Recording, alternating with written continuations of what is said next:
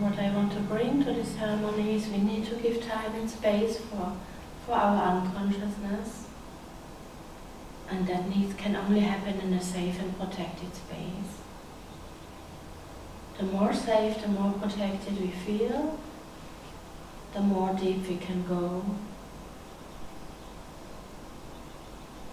And you are in good company. We are a good strong circle, I assume. You are in a good group of trekking the Mount Everest together. I don't tell you what to do. I just safeguard the space, and sometimes I will give some direction, yeah. So in the ceremony I often say, many of you know already, Konzentration!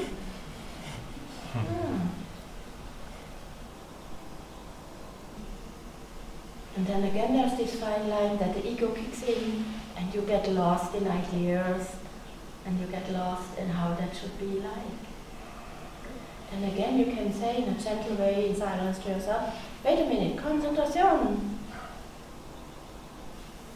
So I just want to open that space for a moment in silence and just formulate in your own way your intention, at least in this moment.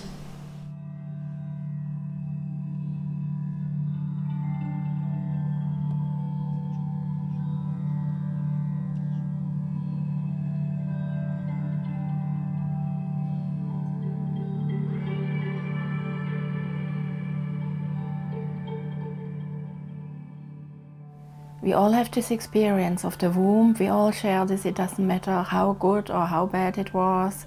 We all share the birth experience. We all share whatever life, what ups and downs we create and we experience. We all share the death that will come at some point. So I think that's really a good invitation to remember the natural cycles of life. To get started, how we come into life, and how different that already can be for each of us. I'm a trauma expert for 30+ years, based on my own life experiences, but not only. And I can share a little anecdote. When I was about 8 years, it started that I really studied couples, including my parents, of course. And I had this interest to sense how they are with each other. And I was so sensitive and empathic that I really also sensed their conflicts and their challenges, and already kind of got ideas, concepts, what problems they might have.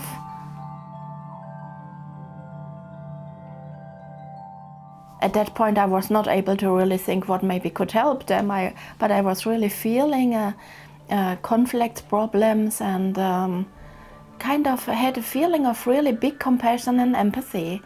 Then later I became a psychologist, and once I studied psychology, actually I found research exactly confirming what I felt as a girl of 8 years.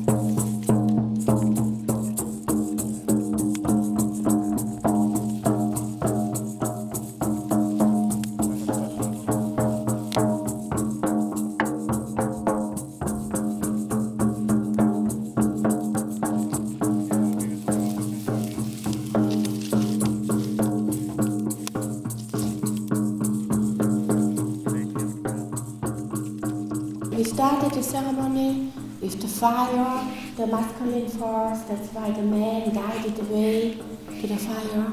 That's why I let all the men say the prayer to the fire. Because we start with igniting our fire of the ceremony with the masculine force. It's the masculine force that ignites the seeds for new insights, for healing, for transformation.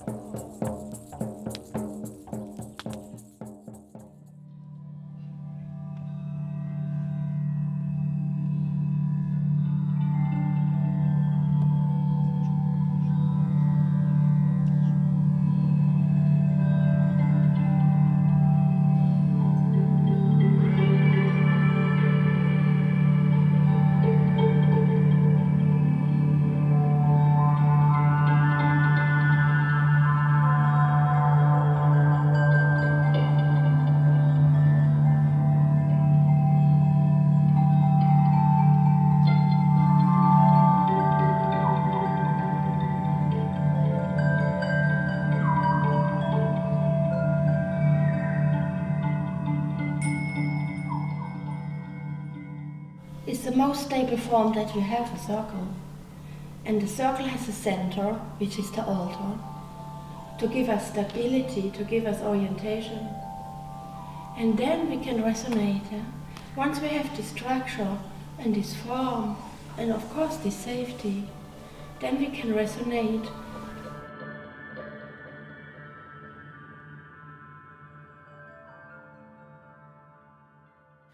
So when I worked in psychiatry, we did like a big research project there over 20 years.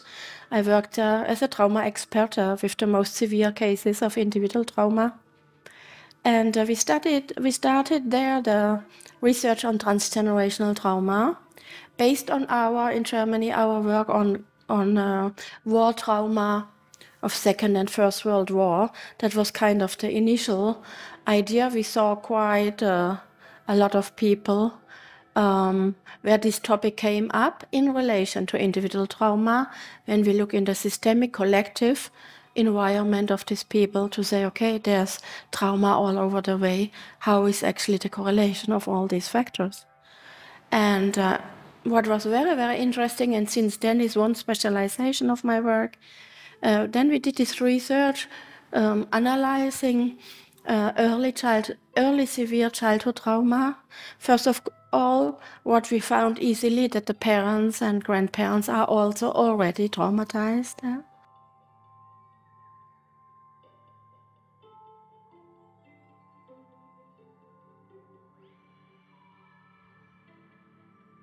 The trauma does not start with you. The story does not start with you.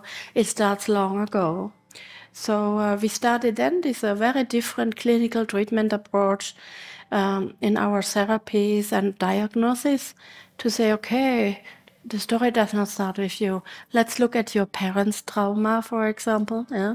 What hardship did they experience that they could not do differently than treat you like that, whatsoever? And then actually, third generation, what actually did the childhood of your grandparents from both sides look like? Yeah? And usually with looking back in 3 generations, you can see already a pattern. You can put, pieces together, and how trauma is passed on and how trauma is repeated. And it makes a huge difference in the healing process. Not to excuse what might happen, what adversity has happened to that person, but to say, yeah, they did what they did out of their own trauma. And this is kind of, I would say, this is a compassionate approach. I work with a heart-centered approach to healing. A compassionate approach to healing is to say, okay, I hold space for that factor, that what was done to me, what I have experienced, is also based on trauma of these persons that did that to me. It's a very different approach. And suddenly we had so much more healing success in therapies, even totally independent of any medication.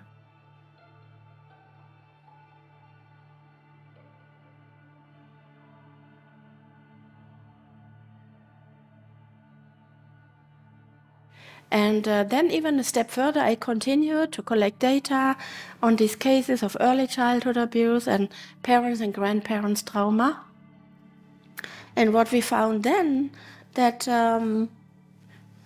even that early childhood is not the first trauma. In many cases, we found actually that there was already quite a complicated environment during the pregnancy, or even how the mother got pregnant. Yeah? Can be also rape, can be forced sexuality. And then the other level during pregnancy, what kind of stressing factors were there? Was it a wanted child? Was there attempted abortion?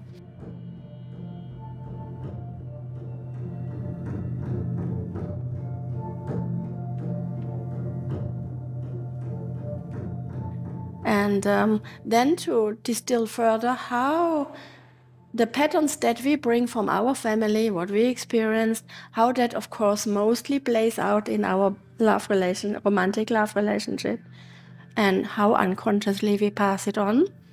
And actually, once we know a little bit how to put the puzzle together, to see, okay, if I already start with a diagnosis in conception, how was the conception? How was the love relationship in the moment of the conception of the child? How were the 9 months in the womb? What kind of situation and love relationship qualities? And then, of course, the huge field of birth psychology. Stanislav Grof is already cited, well researched, a lot of a big body of research. But what is really overlooked is the 9 months in the womb. And of course, again, this is much more female, yeah. So birth psychology done by Stanislav Grof. My big critique is always the overlooked dimension is the pregnancy, and it is a female experience, and we are all born out of the female womb. Yeah.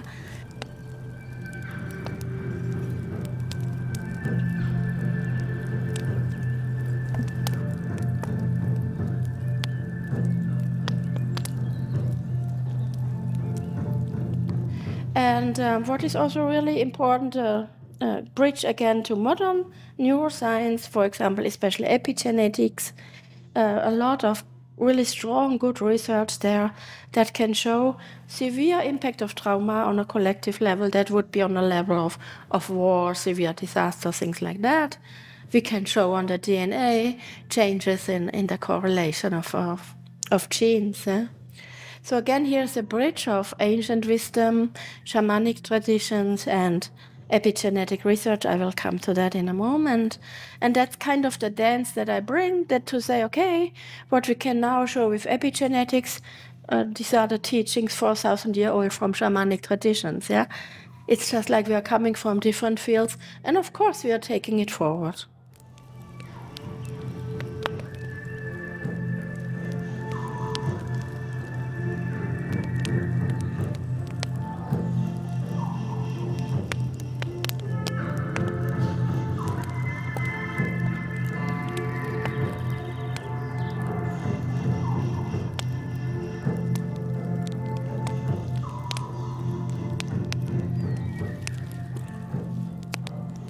So it's like the old and the new. These are terminologies that I use a lot, like I call it the ancient future, which means like bridging ancient wisdom with modern times and modern scientific knowledge.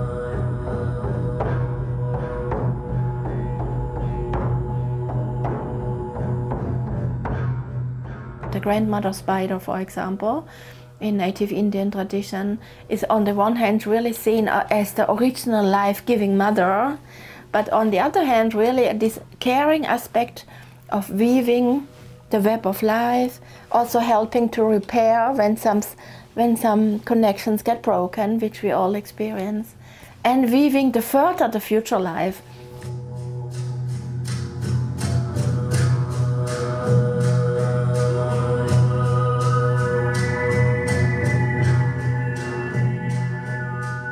And in that way it is an emphasis on the feminine principle, which is life-giving, and it is caring for life. And in that way I would say that the feminine, that women can help to find a new balance and a new harmony, and also to develop beyond the domination of patriarchal societies.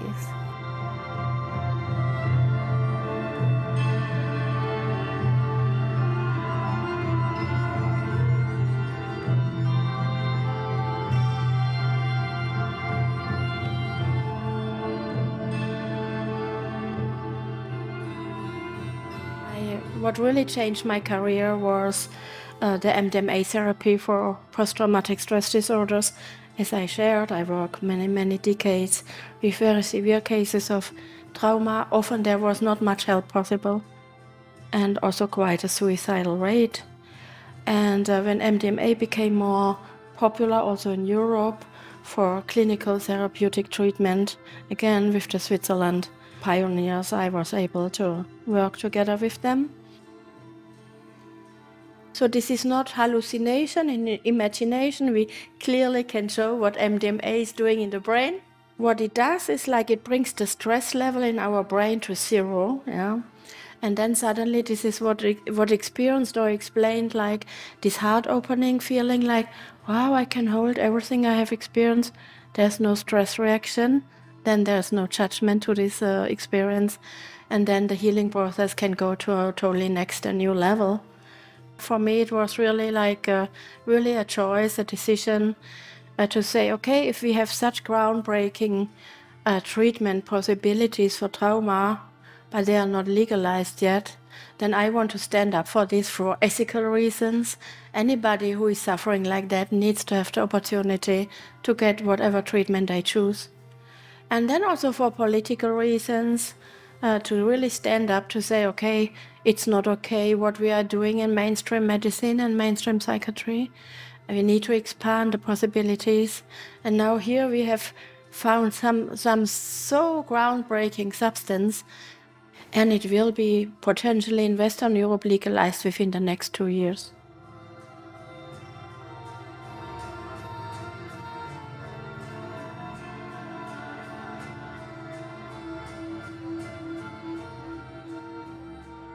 Plant medicine, psychedelic experiences is part of the human development, and implemented in safe settings for modern times.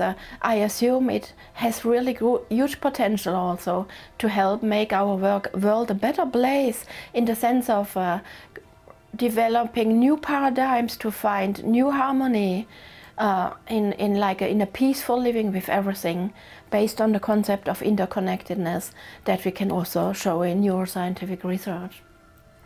And in that level also, for example, here in Netherlands, the so-called magic truffles, these are the roots of the psilocybin containing mushrooms, are legal for personal use, for personal development, personal growth. So this is an important part of being possible also to integrate it, let's say, in a general population, also in a global population, in a safe setting, in a safe application, to have the opportunity to develop and expand our consciousness.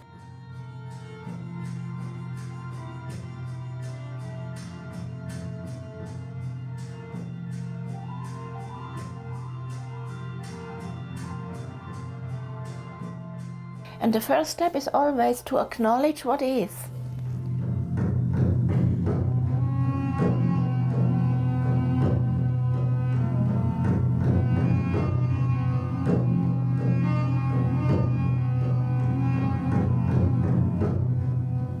Okay, this is how my life looks like until now. And today, in this moment, I have a choice.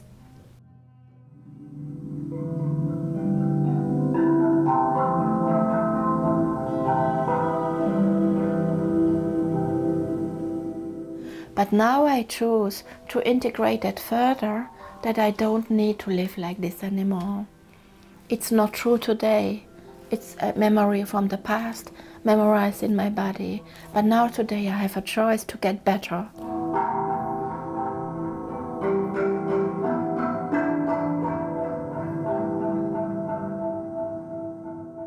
So there's this innate capacity to heal as a life process, as a process of conscious living.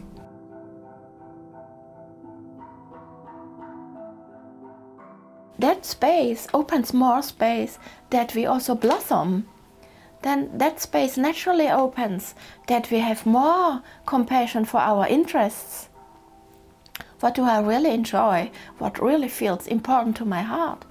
And to really do it, to follow up.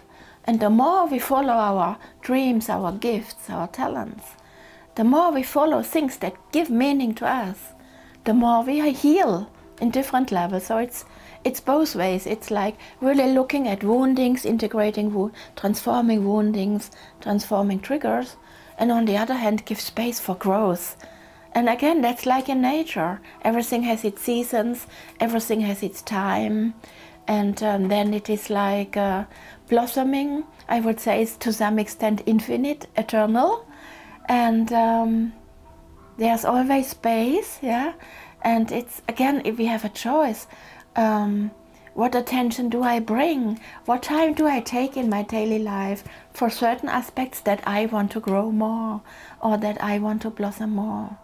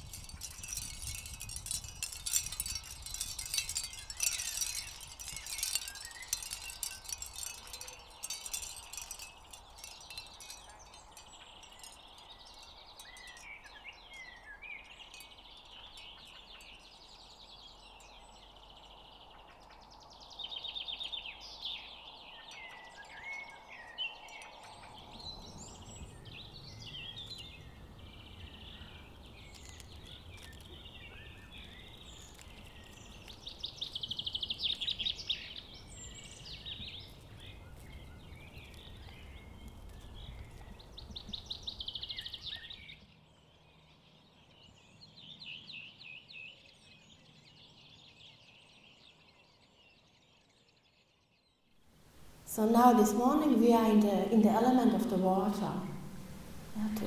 That the seeds of our insights can manifest in our life, in our body, in our consciousness. So I give the power today of the Quetzal bird, and the Quetzal fan is the fan of beauty, it's the fan of holding life in a beautiful way.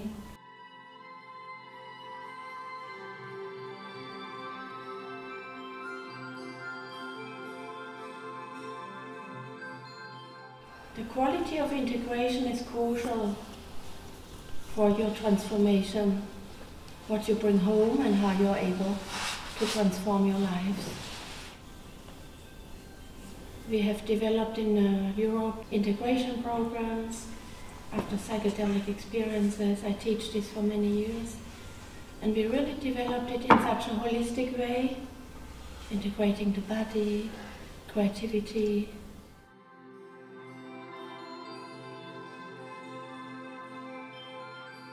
And I would say in the end what counts is really the connection with yourself, the connection to your ancestors, to your roots. But of course then these roots become much more than just your family tree. So I invite you in this space inside your body. And this is where you meet yourself.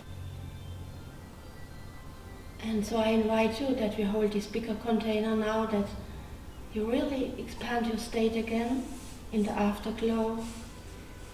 And as I always say, it's as important without any medicine to practice altered states, to practice expanded states. Why? To become present in this moment to any relationship. So as you know by now, I work very much with native Indian tradition. It's a strong connection, and I work with the power of the medicine wheel in this space to protect you, to keep the energy flowing in the medicine wheel.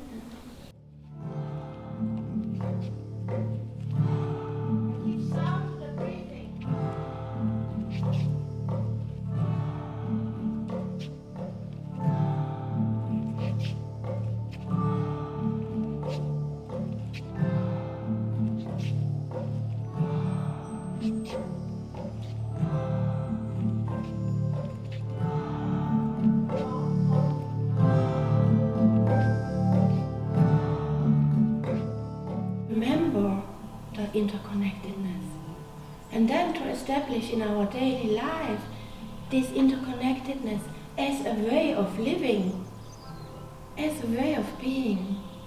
Otherwise nothing changes.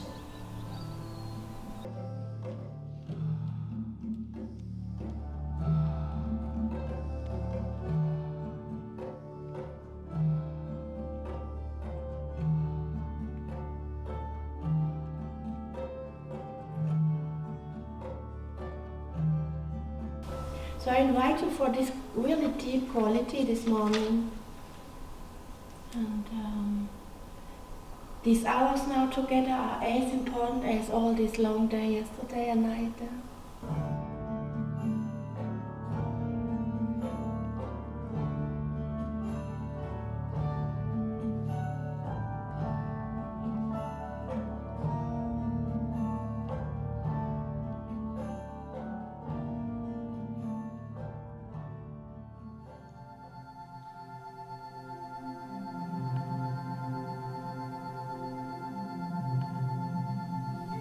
Briefly think about what happened from the decision to come here until you arrived here yesterday. Is there something important to acknowledge? Just to become conscious of synchronicities. As soon as we decide for ceremony, we are in ceremony. Just become conscious. Then yesterday, how you arrived here.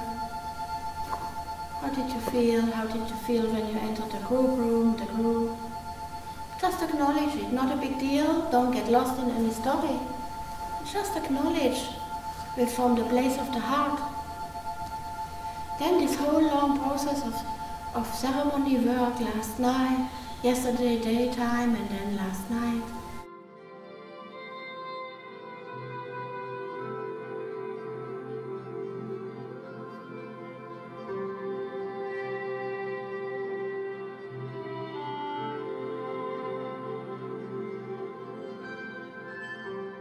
Just meditate through this, sail through this, whatever comes up is okay. I hold space for all of you. And then afterwards, without talking, just go directly into drawing.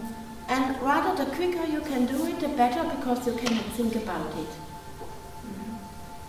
And whatever wants to be expressed, let it flow outside you.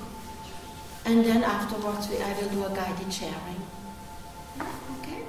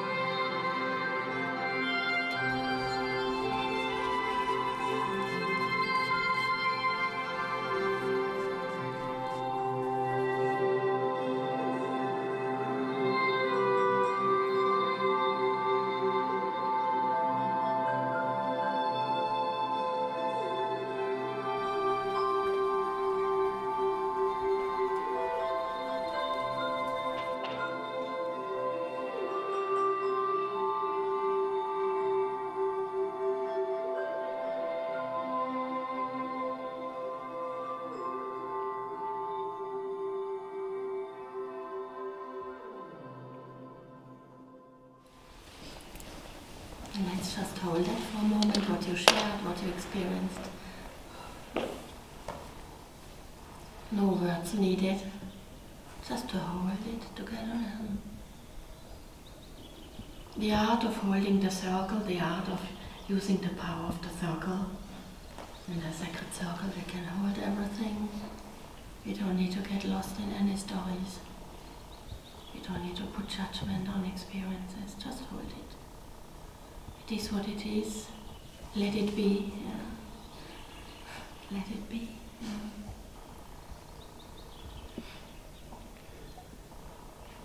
And the circle gives such a powerful stability, yeah, protection, integration of all directions, center.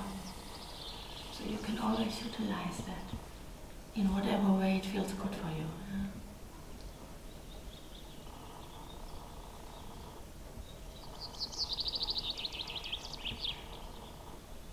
And it's always stabilizing when we come closer together, yeah? Especially after a ceremony, yeah? Because these experiences are way beyond our words, of course, yeah? Way beyond our drawing. But coming closer together as humans helps us support our stabilization, our grounding. So I play one song, and just that we hold without words all that we experienced here, all insights, all challenging experiences. And so just hold, but with the preparation for going home soon. What do you bring home, and how can you manifest it then into your life, which can only happen through your commitment and little tiny changes in daily life make big changes over time.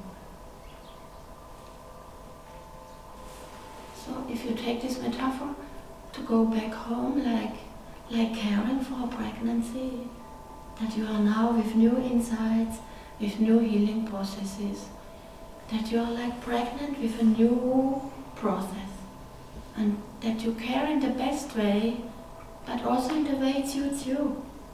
Again, no dogma. Simple, small things in life will make a change. This is basically the quality of the morning after the ceremony.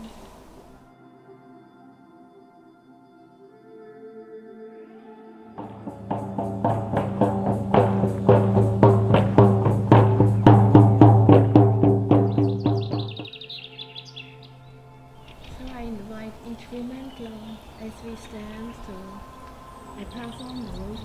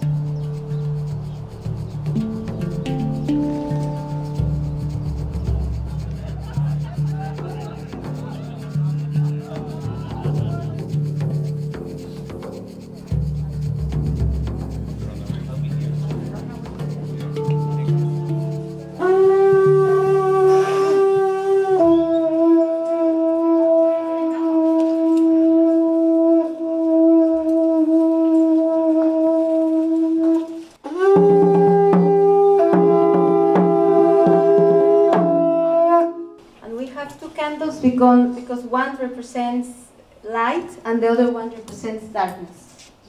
We always need to work with duality. So please, Regina, receive these candles that we will be working with.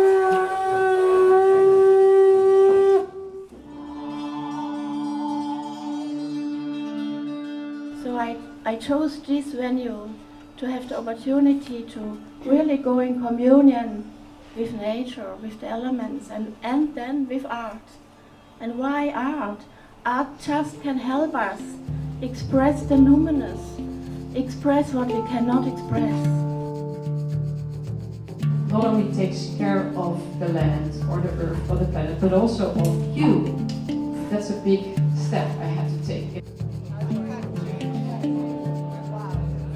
How taking psychedelics changed any of your kind of ecological actions?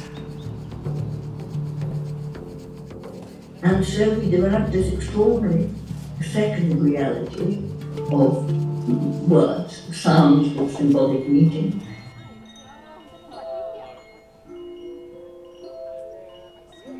Being lost is this entering the unknown, the space of infinite possibility.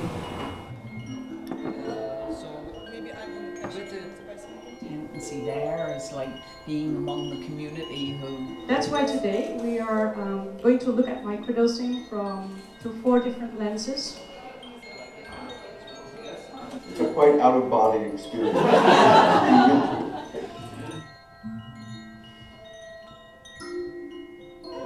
Psychedelic drug.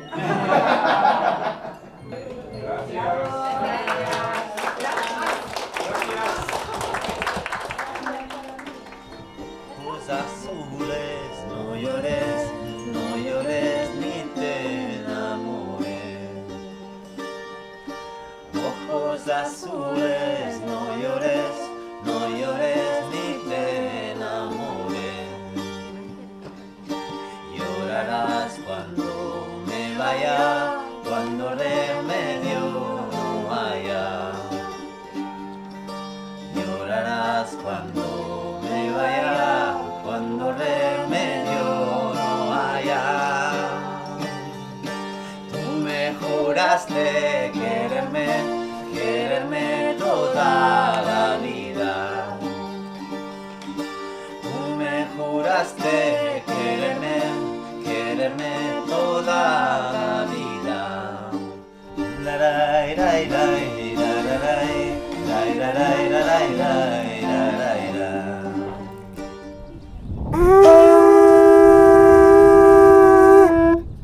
Tuna đi na chị na. Chắc để cái này tiền phải. mehe nanga chinengi no kwanda. To shinge hashi tinyani. Gasta ko ningo ko khatha pachakon tate. Komete.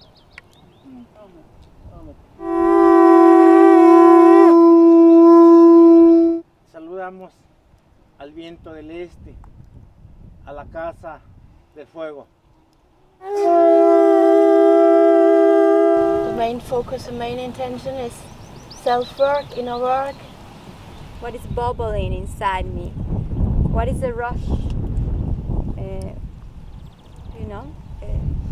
Am I here in the moment, or I'm just waiting for my life to continue?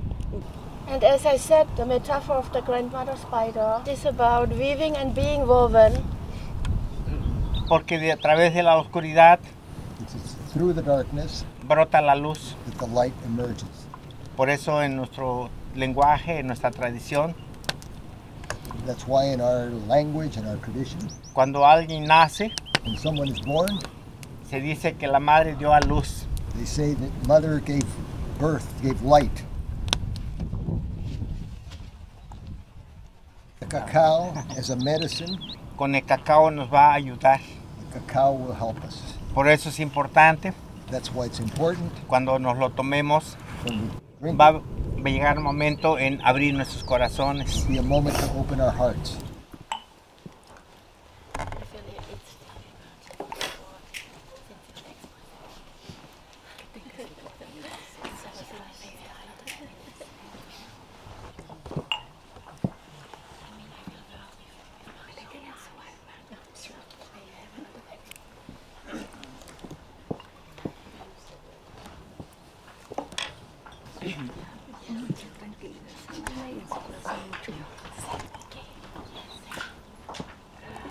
Yo casi en sueño.